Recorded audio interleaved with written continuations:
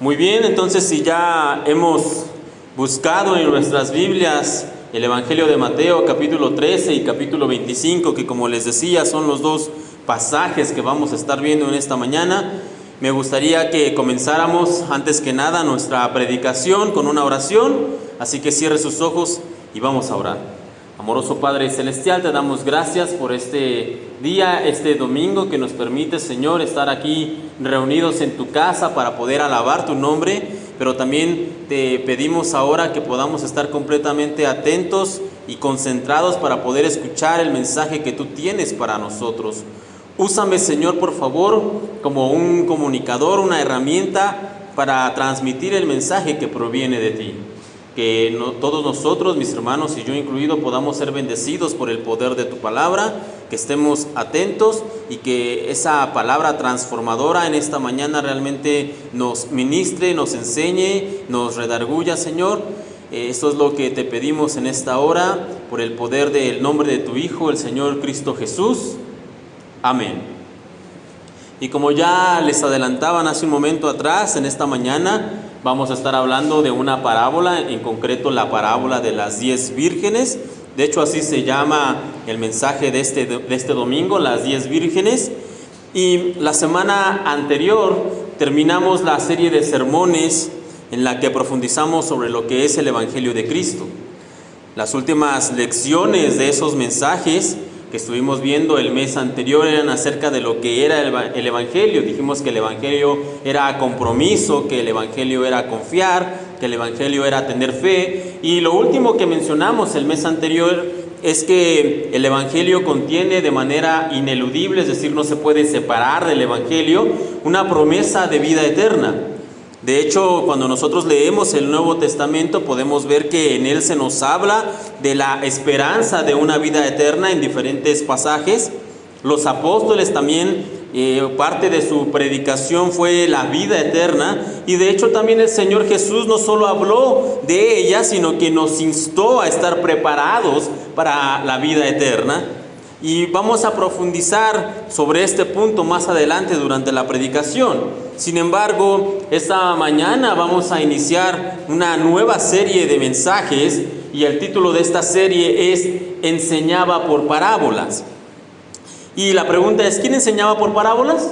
Bueno, el Señor Jesús, obviamente.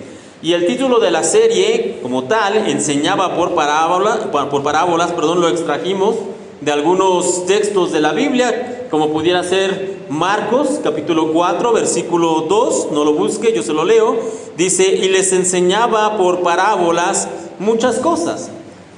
Otro texto que nos habla acerca de esto, de hecho está en Mateo 13, ahí donde usted está, Mateo 13, versículo 34, y dice, Jesús siempre usaba historias e ilustraciones como esas cuando hablaba con las multitudes. De hecho, nunca les habló sin usar parábolas, Mateo 13:34.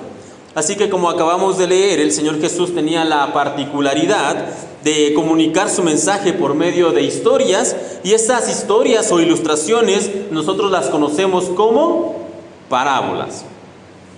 ¿Y qué es una parábola? Esa sería nuestra primera pregunta de esta mañana. ¿Qué es una parábola? Pues bien, permítame darle una definición sencilla. Y la parábola es un relato que nos da una enseñanza al comparar una realidad de la vida cotidiana con una verdad espiritual. Una vez más, una parábola es un relato que nos da una enseñanza al comparar una realidad de la vida cotidiana con una verdad espiritual. Esa sería una definición sencilla de parábola. Y de hecho existen otros recursos literarios que cumplen hasta cierta forma o en parte las características de una parábola. Permítame darle por lo menos dos ejemplos. El refrán, seguramente usted ha escuchado, conoce, sabe acerca del refrán, y el refrán es una frase de origen popular en la cual se expresa un pensamiento moral o un consejo o una enseñanza. Ocasionalmente este refrán se estructura de tal manera que sus palabras formen una rima. Por ejemplo, los tramposos van al pozo, es un refrán. No sé si lo conocía, si no, pues voy a aprendérselo. Los tramposos van al pozo. Y sin embargo, la diferencia entre una parábola y un refrán Además de la extensión, porque mientras que el refrán es una frase corta, la parábola es un relato un poco más extenso. También la diferencia es la enseñanza. Mientras que el refrán da un consejo moral, la parábola tiene como función transmitir un mensaje más elevado, un mensaje espiritual. Otro recurso literario que también existe, que es similar a la parábola, es la fábula. Y la fábula como tal es un relato breve, ficticio, que puede estar escrito en prosa o en verso, y en él encontramos personajes que pueden ser humanos, o pueden ser animales con características humanas, o pueden ser seres fantásticos, o de hecho se puede dar una combinación de todos ellos. Puede interactuar un ser fantástico con un animal con cualidades humanas, con un ser humano en sí. Eso lo encontramos en las fábulas, y generalmente una fábula tiene una moraleja final. Al final siempre se nos da la importancia de respetar, la importancia de llegar a tiempo, la importancia de no juzgar a los demás. En fin, las fábulas tienen un mensaje moral o una moraleja al final de la historia. Y en contraposición con la fábula, la parábola usa solamente elementos de la vida real, de la vida cotidiana. Si usted piensa en un momento en las parábolas que contaba el Señor Jesús, Él siempre hablaba acerca de elementos normales de la vida cotidiana, de la vida normal de las personas. Él hablaba acerca de la tierra, de las semillas, de sembrar, de los reinos, de los siervos. En fin, todos los elementos que contiene una parábola son elementos de la vida real y cotidiana. Y más allá de solo eso, en contraposición les decía de la fábula y la parábola no solamente tiene una moraleja, sino que tiene una verdad espiritual específica. Así que, por lo tanto, podemos decir que si bien es cierto que algunos recursos literarios nos sirven para ilustrar algunas verdades, como es el caso de la fábula o del refrán, el Señor utilizó generalmente en sus enseñanzas la parábola, que es un relato más extenso y que nos habla acerca de una verdad espiritual, comparando cosas de la vida cotidiana con una verdad espiritual. Ahora bien, eso nos va a llevar a hacer una segunda pregunta en esta mañana, y esa pregunta es: ¿por qué enseñaba el Señor por medio de parábolas? ¿Por qué el Señor Jesús utilizaba las parábolas? Sería nuestra segunda pregunta. Y primero que nada debemos decir que la Biblia nos declara que el Señor Jesús enseñaba por medio de parábolas para que se cumpliera una profecía. Ahí en la Biblia, Mateo 13, donde usted está, el capítulo 13, versículo 34 y 35, nos dice de esta manera: todo esto habló Jesús por parábolas a la gente, y sin parábolas no les hablaba, para que se cumpliese lo dicho por el profeta cuando dijo: abriré en parábolas mi boca, declararé cosas escondidas desde la fundación del mundo. Entonces, el primer elemento por el cual el Señor enseñaba por parábolas era para cumplir una profecía. Y dicha profecía, si usted quiere buscarla después en la semana, la va a encontrar en el libro de los Salmos, capítulo 78, versículo 2. Ahí está como tal la profecía, donde se anunciaba que el Señor Jesús, el Mesías, cuando Él viniera, iba a hablar por medio de parábolas. Salmo 78, versículo 2. Además de esto, hay una segunda razón por la cual el Señor siempre enseñaba con parábolas.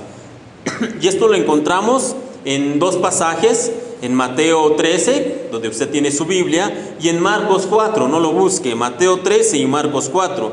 Y estos pasajes son lo que se conoce como pasajes paralelos, es decir, cuentan el mismo relato, cuentan la misma historia, pero desde dos perspectivas, en este caso desde la perspectiva de Mateo y desde la perspectiva de Marcos. Y si usted quiere revisarlos y leerlos con atención, puede hacerlo durante esta semana, Marcos 4 y Mateo 13, y ahí, además de leer lo que nosotros conocemos como la parábola del sembrador, el Señor nos va a explicar por qué utilizaba las parábolas. Y hay dos elementos. El primero es para transmitir los misterios del reino de Dios. De hecho, el Señor Jesús así lo dice. Él estaba usando las parábolas para poder transmitir los misterios del reino. Y una segunda razón también por la que contaba o utilizaba las parábolas era para diferenciar a los que realmente escuchan de los que solamente oyen. Y permítame explicarles esto y ponerles las cosas en contexto. Cuando usted lee Mateo 13 y Marcos 4, que son pasajes paralelos, ambos relatos nos dicen que el Señor contó la parábola del sembrador. Y también ambos relatos nos dicen que cuando el Señor iba a predicar o a contar esta parábola, había una multitud tan grande que el Señor Jesús no pudo predicar ahí en la playa donde Él estaba, sino que tuvo que subirse a una barca para poder predicar, porque la gente era muchísima y se agolpaban ahí. Y al final de contar la parábola, lo que Mateo nos dice es lo siguiente. Ahí en Mateo 13, por favor, déle lectura junto conmigo. Mateo 13, sígalo con su vista, versículo 10 en adelante. Y dice: entonces acercándose los discípulos, le dijeron: ¿por qué les hablas por parábolas? Él respondiendo les dijo: porque a vosotros os es dado saber los misterios del reino de los cielos, mas a ellos no les es dado, porque a cualquiera que tiene se le dará y tendrá más, pero al que no tiene, aún lo que tiene le será quitado. Y no sé ustedes, pero a mí me llama la atención el versículo 12, lo último que leímos: porque a cualquiera que tiene se le dará y tendrá más, pero al que no tiene, aún lo que tiene le será quitado. Y la pregunta es: ¿el que tiene qué? De hecho, si leemos como en este momento el relato y llegamos ahí al versículo 12, esta frase en medio de la explicación del Señor, el que tiene le será dado y tendrá más, en sí no parece tener sentido. Como que corta el ritmo del relato. El que tiene se le dará y tendrá más, y no parece, reitero, tener sentido la frase. Sin embargo, vamos a tener que leer Marcos 4, que les decía que es el pasaje paralelo, para que podamos obtener más luz acerca del asunto, y va a quedar muchísimo más claro cuando leamos Marcos 4:10. No lo busque, yo solo leo. Marcos 4:10, que es el mismo pasaje, nos da una cosa más y dice: más tarde, cuando Jesús se quedó a solas con los 12 discípulos y con las demás personas que se habían reunido, le preguntaron el significado de las parábolas. Y la clave aquí está en esta última frase: le preguntaron el significado. Como leímos, había una multitud quizá de miles de personas que escucharon la parábola. Sin embargo, al finalizar, solamente los discípulos y algunas pocas personas más se acercaron al Señor y le preguntaron sobre el significado de su enseñanza. De miles de oyentes que había en esa mañana, en esa playa, solamente pocas personas tuvieron el interés de preguntar por el significado de la enseñanza, de preguntar por el significado de la parábola. Así que cuando el Señor dice: porque a cualquiera que tiene se le dará y tendrá más, se refiere precisamente al deseo de comprender sus enseñanzas. A cualquiera que tiene deseo de comprender y de aprender, a ese se le dará más y tendrá más. Estas personas son las que escuchan con completa atención, o como leíamos en Marcos 4:10, cuando estuvo solo, los que estaban cerca de él con los 12 le preguntaron sobre las parábolas o sobre la parábola. Así que, ¿a qué se refiere el Señor cuando dice: el que tiene le será dado más? Se refiere al deseo de comprender sus enseñanzas. Continuando ahí en el Evangelio de Mateo, capítulo 13, el versículo 12 y 13, vamos a leerlo y dice de esta forma: porque cualquiera que tiene se le dará y tendrá más, pero al que no tiene, aún lo que tiene le será quitado.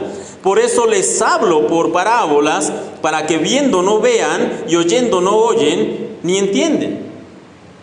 Y el Señor Jesús usaba las parábolas para transmitir una historia que era clara en la superficie. Era un relato comprensible solamente con oírlo. De hecho, si nosotros oímos cualquiera de las parábolas, no se necesita mucho ingenio para poder entender el relato que estamos escuchando. La parábola de las 10 vírgenes, o la parábola del siervo malvado, o cualquiera de estas parábolas, simplemente con oírla podemos entender lo que nos están contando. Sin embargo, el verdadero significado de las parábolas se encuentra de hecho en lo profundo, y es necesario escuchar con suma atención y sumergirse en la parábola para poder comprender realmente sus enseñanzas. Y es que lo que sucede, mis hermanos, es que oír no es lo mismo que escuchar. Generalmente usamos ambas palabras indistintamente, sin embargo, no significan lo mismo. Escuchar, por un lado, escuchar implica poner atención, pensar en lo que se nos está comunicando, razonar, aprender e incluso memorizar. Y por otro lado, oír solamente es percibir el sonido. No requiere de total atención y ni siquiera necesitamos comprensión. Podemos oír pero no estar comprendiendo lo que se nos está diciendo. Permítame contarles algo. De hecho, hace algunos años, cuando comenzaron a popularizarse las películas de superhéroes, inició también una situación inusual en las salas de cine. Un pequeño porcentaje de las personas que iban a ver estas películas se quedaban esperando hasta el final de los créditos, y luego de que la película terminara, pues la mayoría de la gente, como es lo normal, se levantaba y se iban de la sala. Y de hecho ya cuando se iban se les quedaban viendo raro a estas personas que se quedaban ahí hasta el final. Incluso el personal de limpieza que comenzaba a preparar la sala para la siguiente proyección de la película, se les quedaba viendo a estas personas que se quedaban con cara de: oye, ya es tiempo de irse, ya la película terminó, vámonos, ya no hay nada más, déjame hacer mi trabajo, déjame limpiar la sala, ¿no? Ahora, ¿por qué se quedaban? La pregunta es, ¿por qué se quedaban? Pues bien, estas películas de superhéroes popularizaron lo que se conoce como la escena postcréditos o posterior a los créditos. Y aunque no fueron ellos los que inventaron la escena postcrédito, pues tienen el cine que se ha utilizado más de 40 años. Y no les voy a decir cuál es la primera película que usó una escena postcréditos. Si quieres saberlo, después platicamos. Pero las películas de superhéroes no la inventaron, tiene muchísimos años que se utiliza esa técnica. Pero la razón por la cual estas personas se quedaban hasta el final, a pesar de que se les quedaban viendo raro, a pesar de que casi los corrían de las salas del cine porque ya se tenían que ir, la razón por la cual esperaban ahí era porque al final de todos los créditos, estas películas presentaban una escena final, una escena postcréditos, donde se mostraba algo especial, donde se mostraba algún adelanto de lo que iba a llegar, o donde se mostraba algo interesante para ellos, para los fans de este tipo de películas, y solamente podían ver este material aquellos que esperaban hasta el final. Ahora, ¿por qué les cuento esto? Pues bien, obviamente, y salvando las distancias, porque algo similar ocurría cuando el Señor contaba las parábolas. Aquel día, como les contaba, entre la enorme multitud, cuando el Señor contó la parábola del sembrador, un porcentaje mayoritario oyó la parábola, pero no la comprendieron realmente. Para ellos la parábola del sembrador solo fue una historia bonita, un relato entretenido, quizá conmovedor, pero muy probablemente para estas personas, cuando llegó la noche, ya se habían olvidado del relato, ya realmente no recordaban como tal que era lo que Jesús había contado. Sin embargo, para otro pequeñísimo número de personas que escucharon con atención, la parábola solamente fue el inicio. Ellos dijeron: tiene que haber más. Pensaron: debe haber un significado, debe haber una enseñanza más profunda. Y por esa razón, al finalizar la parábola, después de que el Señor hubiera despedido a la gente, ellos no se fueron con los demás, sino que se quedaron y juntamente con los discípulos fueron con el maestro y le preguntaron sobre la parábola, como leíamos en Marcos 4:10. Y hoy en día todavía hay dos tipos de personas que escuchan las parábolas del Señor. Están los que oyen, para ellos las parábolas son historias bonitas, que sí, quizá tienen algún mensaje o alguna enseñanza, pero nunca han profundizado en ellas, nunca se han quedado hasta el final para poder preguntarle realmente al Señor: ¿qué quieres enseñar aquí? Y por otro lado están los que escuchan. Son aquellos que comprenden que la parábola guarda más de lo que podemos ver solamente en la superficie y que hay una enseñanza más profunda, pero que tenemos que ir navegando o excavando entre capa y capa del relato. Ellos son los que buscan y preguntan al Señor constantemente: ¿qué me quieres enseñar aquí? ¿Qué me quieres transmitir en esta parábola? Y la pregunta para cada uno de nosotros en esta mañana es: ¿eres de los que oyen o de los que escuchan al Señor? ¿Eres de los que oyen o de los que escuchan al Señor? Y pues bien, con esto concluimos nuestra introducción a los mensajes que vamos a estar viendo durante estas semanas acerca de las parábolas.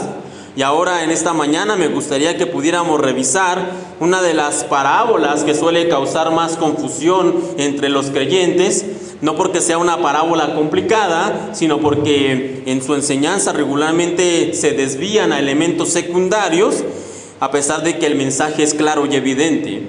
Y me refiero, como ya les había dicho, a la parábola de las 10 vírgenes. Así que ahora sí acompáñenme por favor en Mateo 25, que también ya debe tener ahí. Parábola de las 10 vírgenes, Mateo 25, versículo 1 al 13. Y esta parábola quizá no es tan famosa como la parábola del hijo pródigo, o la parábola del sembrador, o la parábola del buen samaritano, que regularmente son las más famosas, las más queridas, por decirlo de alguna manera.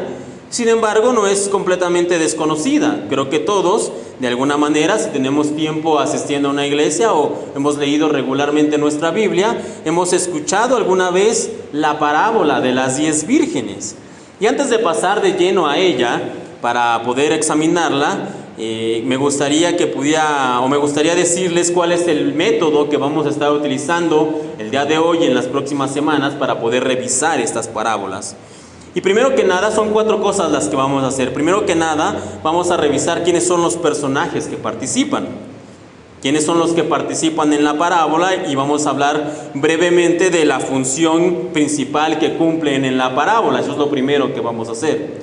Lo segundo es que vamos a hablar del contexto que rodea a la parábola, de los detalles históricos que conocemos, elementos que no sean del todo claros para nuestra época actual o para nuestra sociedad, y algunas curiosidades que pueden darnos mayor luz para entender la parábola.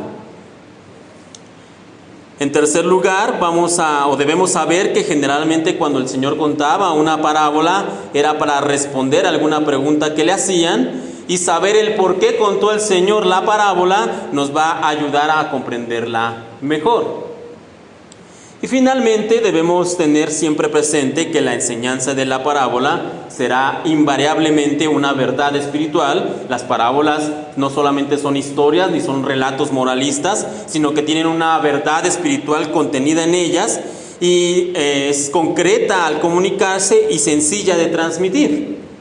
De hecho, si usted escucha una explicación a las parábolas que sea muy elaborada y que tenga una enseñanza o un significado muy intricado, le puedo decir casi con absoluta certeza que esa explicación o esa interpretación de la parábola es errónea, porque se ha complicado algo que en principio es sencillo.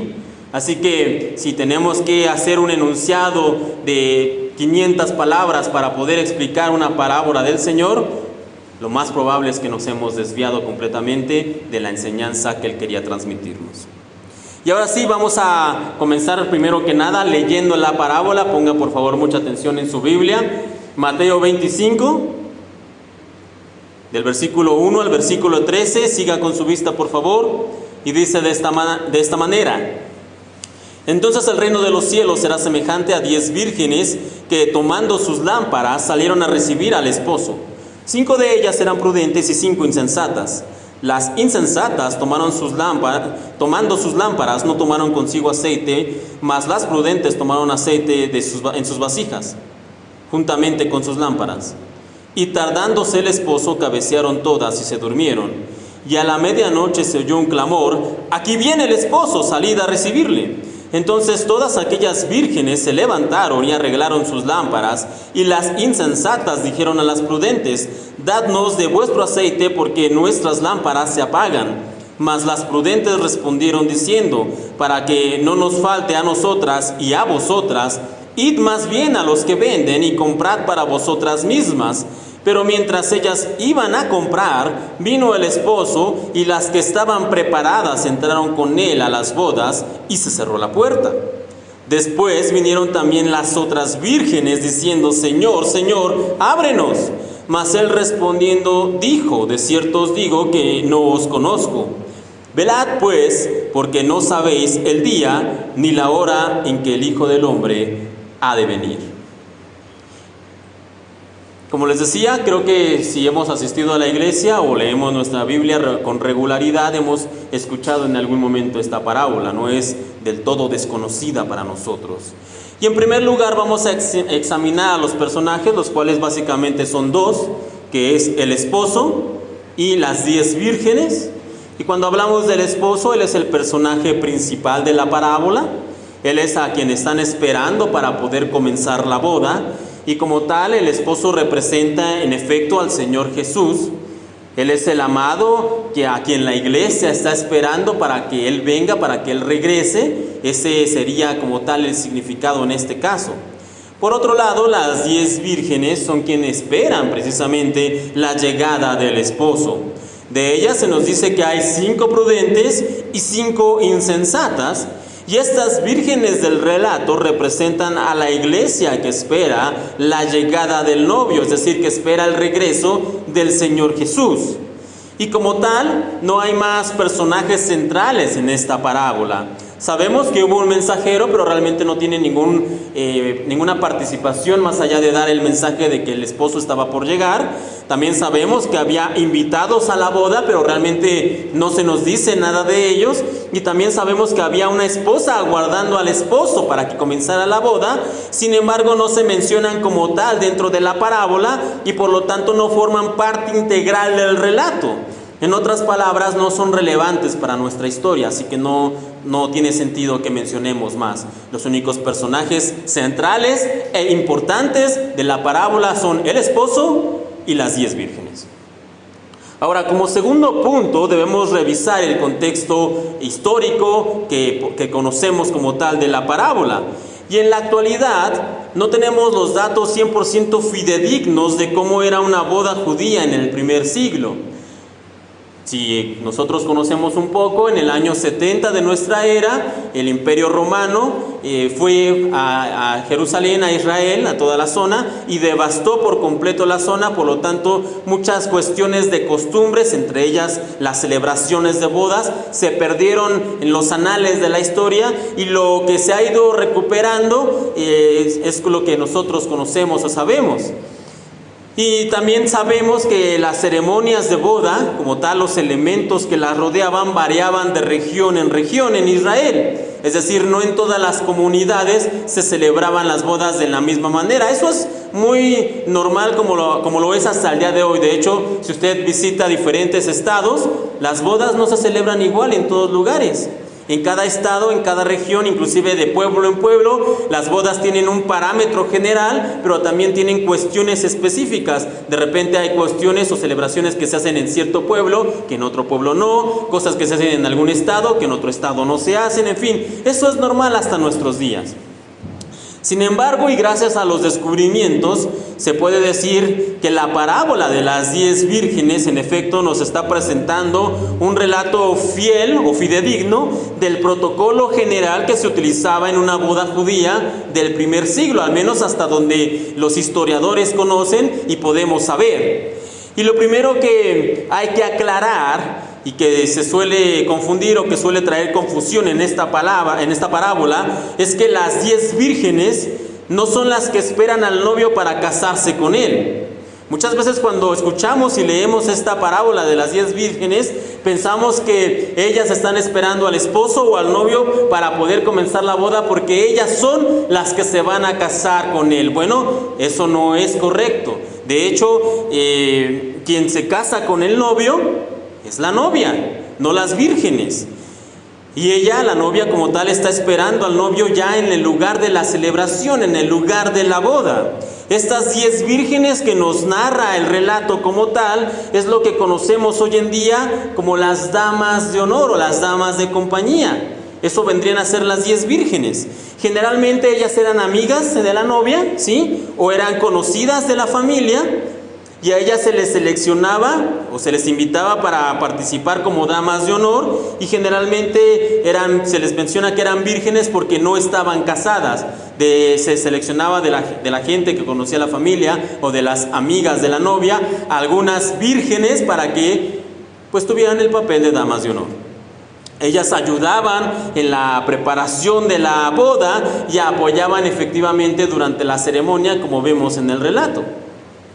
Ahora bien, generalmente las bodas en el primer siglo en Israel se hacían en la noche o en la tarde-noche, debido a que, o con la finalidad de dar tiempo a que los invitados llegaran a la boda.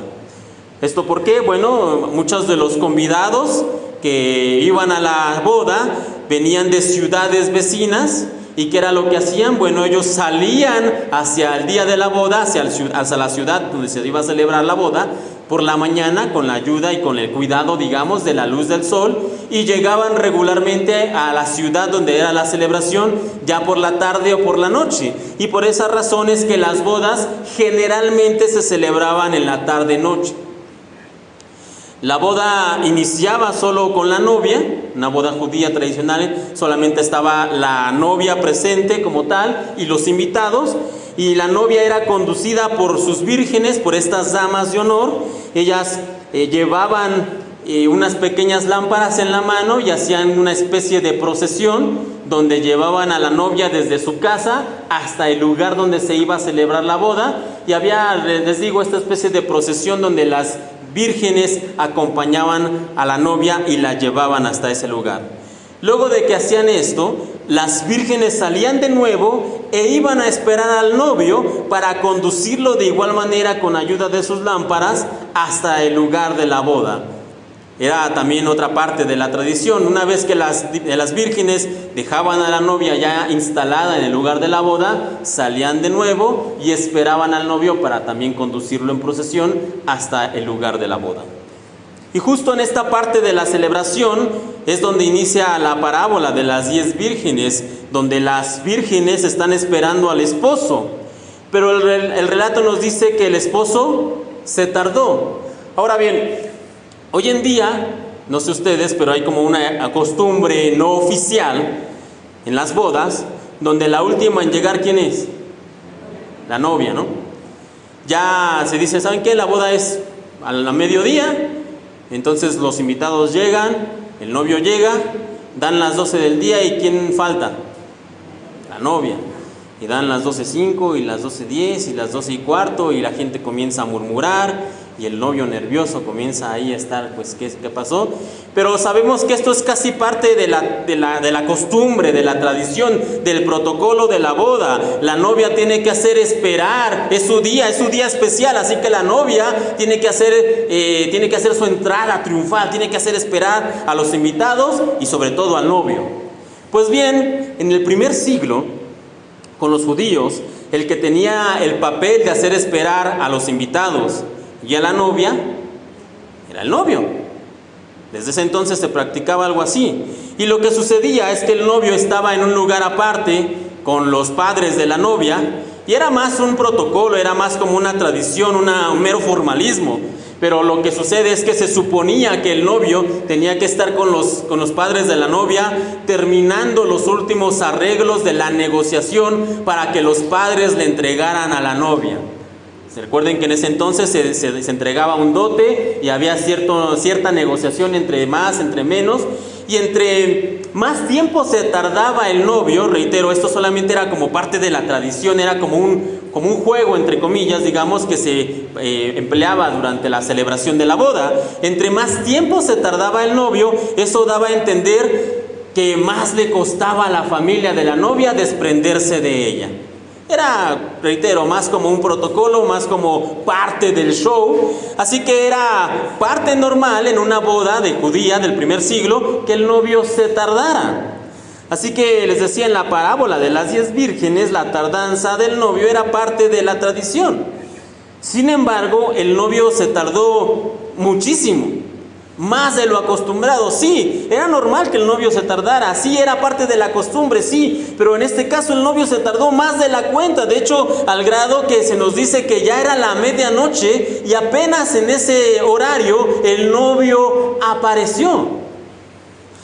Así que esa raíz de esta tardanza exagerada, entre comillas, que como dice el relato, las vírgenes cabecearon y se durmieron. ¿Y cuáles vírgenes cabecearon y se durmieron? Todas. Todas, no solamente las insensatas, sino que también las prudentes, las 10 vírgenes se quedaron dormidas. Y el reproche de la parábola no viene del hecho de que se hubieran quedado dormidas, sino de que 5 de ellas no estaban preparadas. Aunque vamos a revisar ese punto más adelante cuando veamos la enseñanza general de la parábola.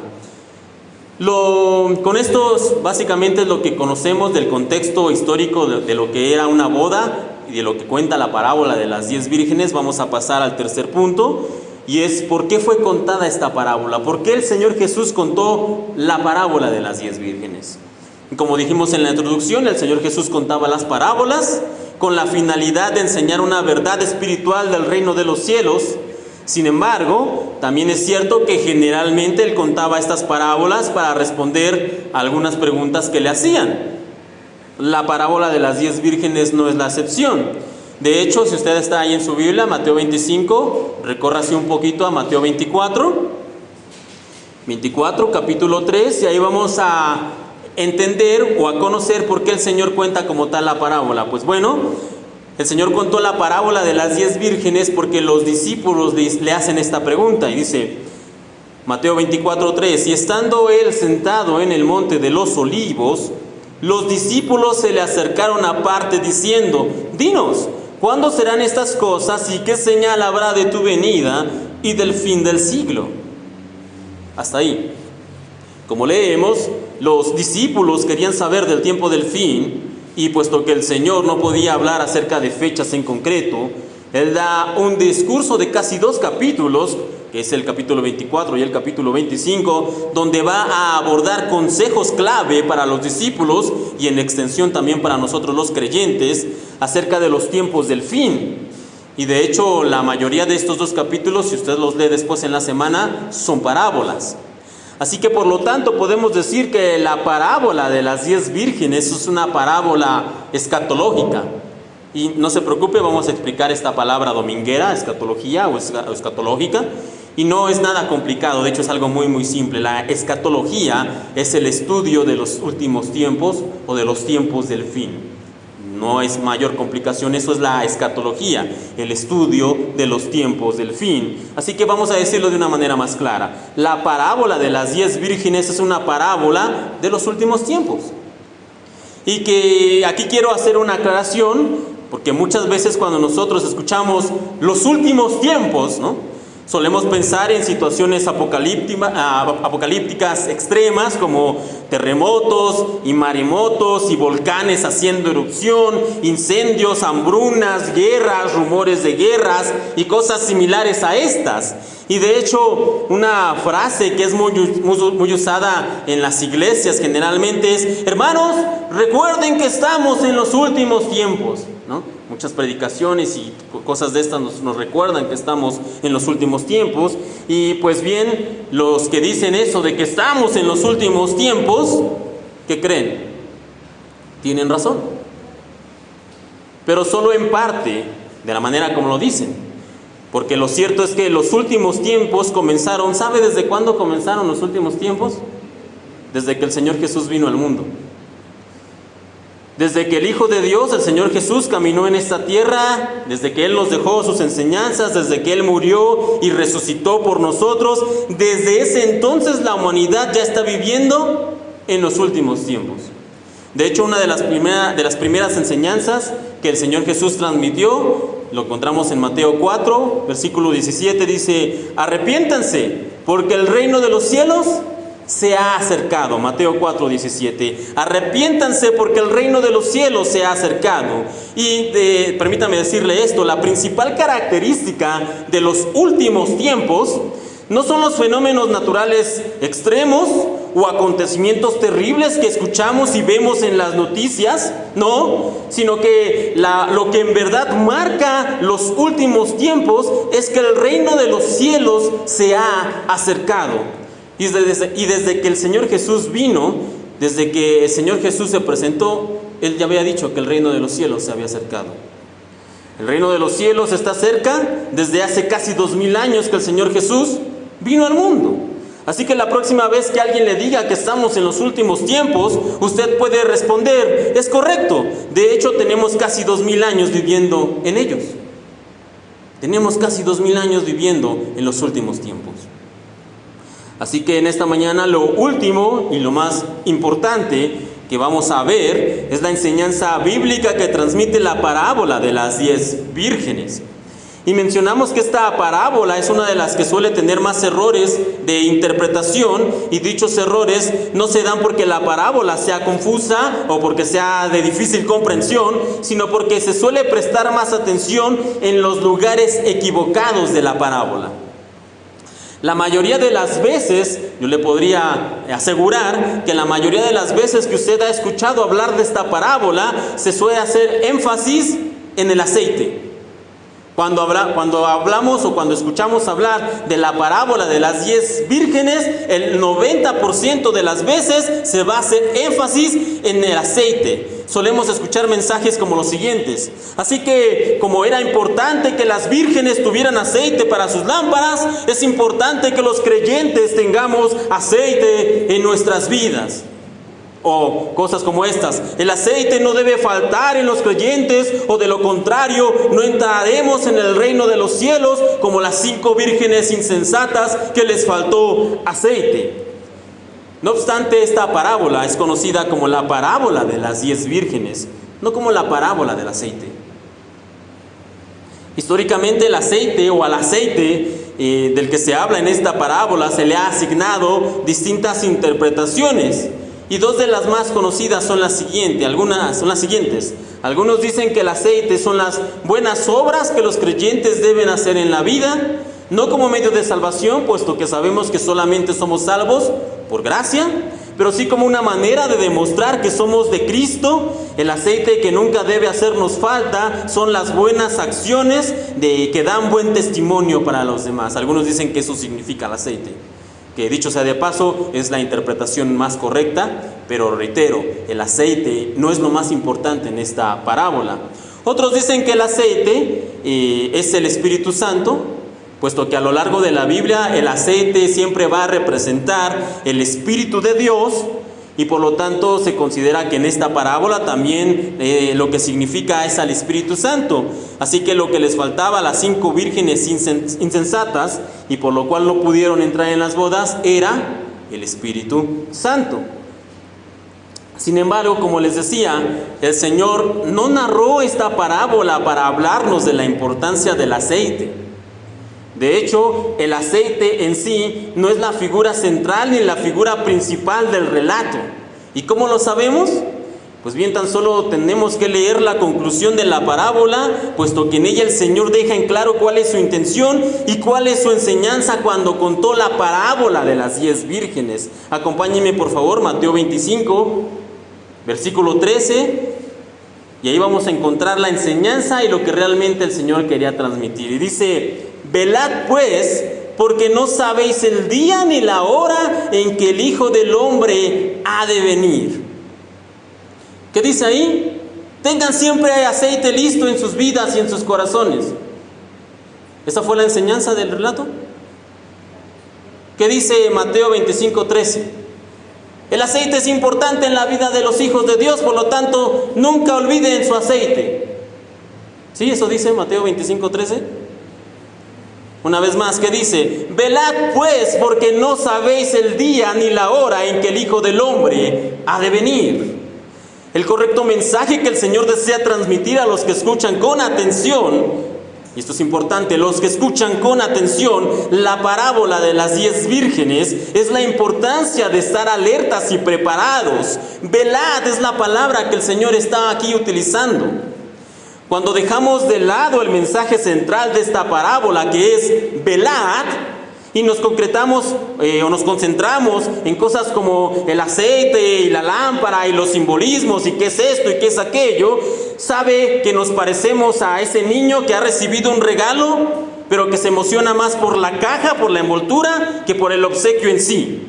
Nos deslumbramos por el tamaño de la caja y por los colores vistosos del empaque y por el moño elaborado que trae, y no nos concentramos en el regalo que hemos recibido.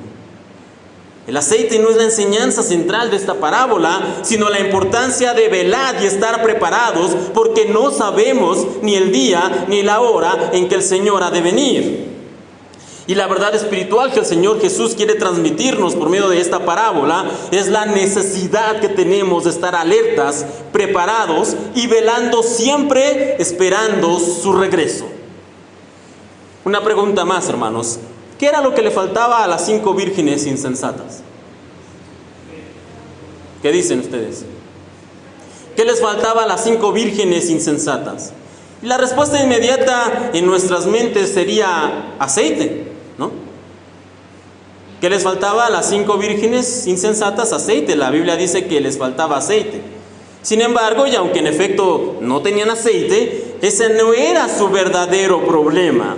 De hecho, cuando leemos la parábola, que la leímos hace un momento atrás, no parece que les haya costado mucho trabajo conseguir el aceite que les faltaba. De hecho, la parábola dice que era la medianoche y aún así fueron y consiguieron aceite. Así que creo que no era mucho problema el hecho de conseguir el aceite. Así que, ¿qué era en realidad lo que les faltaba a estas 5 vírgenes insensatas? Y de hecho, la pregunta en sí nos da la respuesta. A estas vírgenes les faltaba sensatez, prudencia y sabiduría. Realmente eso era lo que les faltaba, no aceite. Porque reitero, ¿cuánto habrán tardado en ir y venir por el aceite a pesar de que era la medianoche? ¿Minutos? Tal vez 10 o 20 minutos. El relato nos deja entender que no se tardaron mucho en ir y conseguir el aceite y poder regresar. Así que realmente no les faltaba aceite en sí, aunque en efecto no lo tenían, pero lo que realmente les faltaba, reitero, era sensatez, prudencia y sabiduría. Y permítanme decirles por qué vemos esto. Y lo primero es que posiblemente recibieron la invitación a la boda y la petición de ser damas de honor con meses de anticipación. Yo no sé si aquí alguno de ustedes, sobre todo las hermanas, ha recibido alguna vez la invitación a ser damas de honor. Pero si mañana es la boda, no las invitan hoy, ¿cierto? Les dicen con meses de anticipación porque tienen que buscar todo lo necesario, tienen que tener semanas de preparación para poder buscar el vestido que quiere la novia y los zapatos y el peinado como la novia dice y todo lo que se necesite para ser una buena dama de honor. Pero para eso se les da un anuncio de meses. Y toda dama de honor sensata se prepara con lo que va a necesitar de acuerdo a lo que le han pedido. Por otro lado, ellas conocían el protocolo de las bodas judías. Ellas no eran extranjeras, no eran ajenas a que regularmente el novio tardaba, a que todo este protocolo, cómo se llevaba a cabo una boda judía, y sabían, les digo, que era tradición que el novio tardara en llegar. Por lo tanto, era lógico y prudente cargar con una porción extra de aceite para su lámpara. De hecho, esta costumbre era tan regular, era tan normal que esto pasara en una boda, que 5 de las vírgenes ya lo sabían y por lo tanto llevaron aceite extra porque sabían de qué iba el asunto. Sabían que era probable que el novio tardara porque así lo dictaba la costumbre y llevaron aceite extra. Y considerando lo anterior, toma sentido la actitud del novio al llegar donde estaban las damas de honor y ver que solamente 5 de ellas estaban preparadas para la boda, porque las otras 5 se habían salido a comprar aceite de última hora. Y la actitud del novio casi es como si él dijera: ¿no les había avisado con anticipación que estuvieran listas? ¿No sabían cómo era la costumbre de las bodas? ¿No podían haber mostrado sabiduría y llevar aceite extra como estas 5 vírgenes prudentes? Por eso cuando el novio cierra la puerta, es decir, cierra el acceso a la boda, y poco tiempo después llegan las vírgenes insensatas y tocan y le dicen al Señor: Señor, déjanos entrar. El novio responde: créanme, no las conozco. La actitud del novio es completamente justificada. Básicamente, cuando dice el novio: créanme, no las conozco, lo que les está diciendo es: solo tenían una cosa que hacer. Solo tenían un trabajo y no pudieron hacerlo bien. Ustedes tenían que estar preparadas y alertas, velar con la provisión suficiente de aceite para cumplir el encargo que les di. No lo hicieron. Solo tenían un trabajo. Yo no sé qué tan fan sean de la realeza algunos de ustedes. Yo conozco a algunos que les gusta mucho y a otros que no les gusta para nada. Pero algunos de los eventos que han tenido más cobertura mediática en los últimos años son precisamente las bodas reales de los príncipes de Inglaterra. No me pregunten sus nombres ni con quién se casaron, yo soy de los que no son fan, pero sí conozco muchos que son fan. Y esto no solamente es una cuestión de audiencia televisiva, sino que también activa de hecho el turismo en el país, porque mucha gente cuando se acerca a la fecha de la boda viaja para poder estar, para poder ver, aunque sea a 10 kilómetros de distancia, ver por lo menos el copete del príncipe, pero para por lo menos ver algo.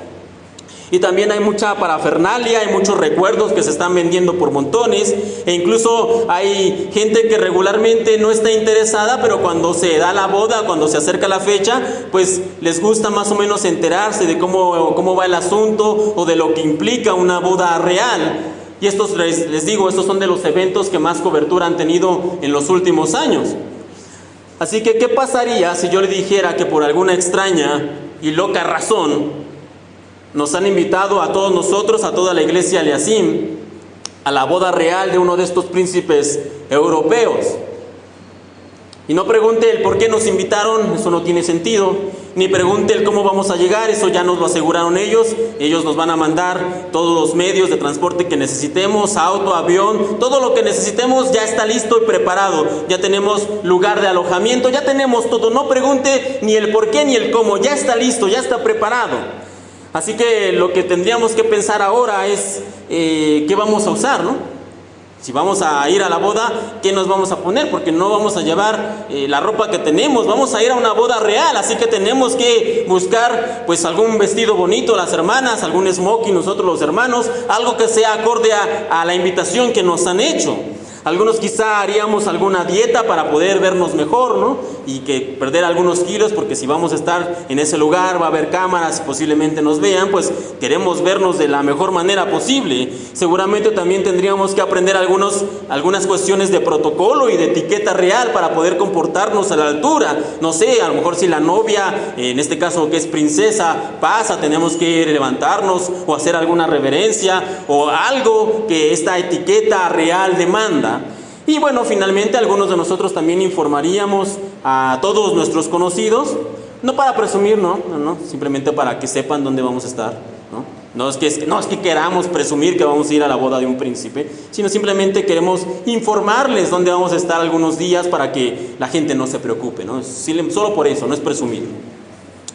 Y seguramente muchos preparativos más tendríamos que hacer y tendríamos que revisar, y a la medida o en la medida que se acercara la fecha en que nuestro viaje ya se tuviera que hacer, estaríamos alertas y preparados, y que nuestro pasaporte esté vigente y que nuestra maleta ya esté lista y que no se me olvide nada de lo que tengo que llevar. Y acabo de preparar la maleta, pero sí puse todo en ella. A ver, voy a levantar otra vez, voy a destapar y asegurarme que haya puesto todo lo necesario, y no importa que tenga que hacer 3, 4, 5, 6 revisiones, no me puede faltar nada.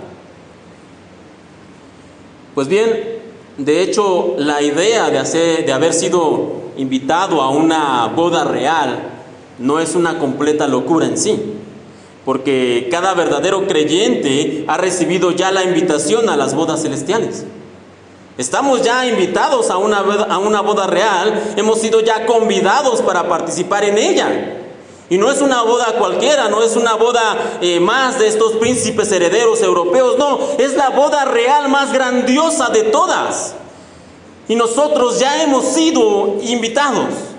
Sin embargo, el día de la boda, la fecha específica de la boda, es un misterio.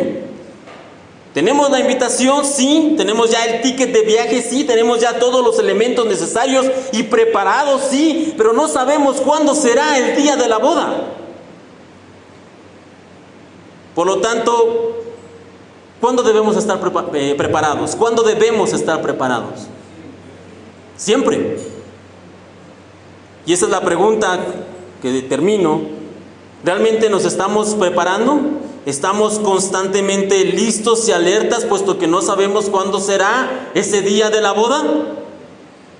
Ya que no sabemos cuándo serán estas bodas celestiales, debemos estar preparados siempre, velando en todo momento. Esa es la enseñanza que el Señor Jesús quería transmitir cuando contó la parábola de las 10 vírgenes. Y siento no poderles dar una enseñanza más elaborada. Siento no poderles dar un discurso de 800 o de 1200 palabras donde les explico todo lo que el Señor quería transmitir a través de la parábola de las 10 vírgenes, y qué significa el que anuncia, y qué significa el aceite, y qué significa la lámpara, y qué significa el número 5, y qué significa el novio. Pero ese no era el mensaje de la parábola. El mensaje de la parábola es sencillo. El mensaje y la verdad espiritual que el Señor nos transmite es simple. Ustedes tienen que estar preparados. ¿Cuándo? Siempre. O como lo dijera el Señor ahí en sus Biblias, Mateo 25:13. Velad pues, porque no sabéis el día ni la hora en que el Hijo del Hombre ha de venir. Velad pues. Esa es la enseñanza. Puede parecer sencilla, puede parecer que realmente no es gran cosa, no es una gran revelación, pero eso es lo que el Señor quería enseñarnos, y eso es lo que les transmito en esta mañana. Con este versículo terminamos. Velad pues, porque no sabéis el día ni la hora en que el Hijo del Hombre ha de venir, y que cada uno de nosotros aprenda esto y podamos meditar en ello en esta semana, y de hecho siempre. Cierre sus ojos y vamos a orar.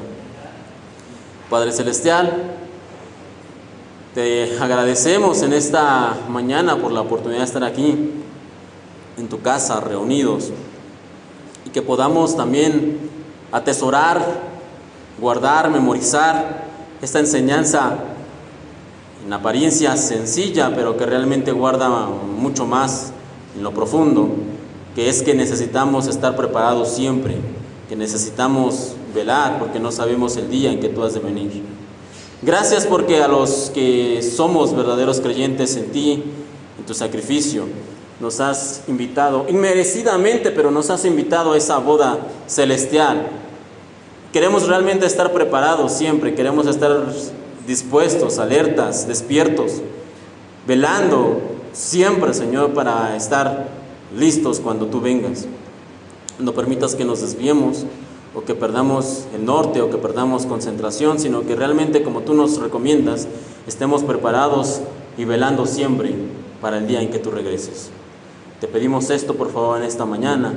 También queremos encomendarnos en esta semana que comienza, para que nos guardes, nos bendigas cuando salimos y regresamos, nos bendigas en nuestras actividades, que nos ayudes en este domingo, que nos protejas también, que restaures la salud, Señor, de los que han estado enfermos, que guardes, Padre, a aquellos que tienen alguna necesidad, que proveas para cada una de estas familias presentes, y que nos ayudes a estar siempre velando, preparados y listos para cuando tú regreses, sea cuando sea. Te pedimos esto, Señor, por favor, en el nombre santo, bendito y poderoso de tu Hijo, el Señor Cristo Jesús. Amén.